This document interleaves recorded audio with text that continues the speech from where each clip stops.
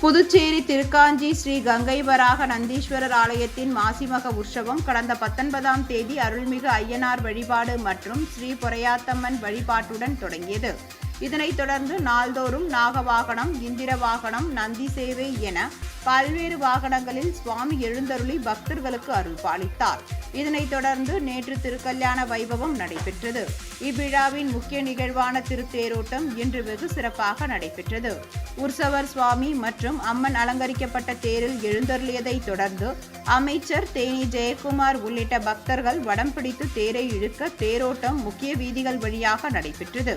இதில் திருக்காஞ்சி மட்டும் இன்றி பல்வேறு பகுதிகளை சேர்ந்த ஏராளமான பொதுமக்கள் கலந்து கொண்டு சுவாமி தரிசனம் செய்தனர்.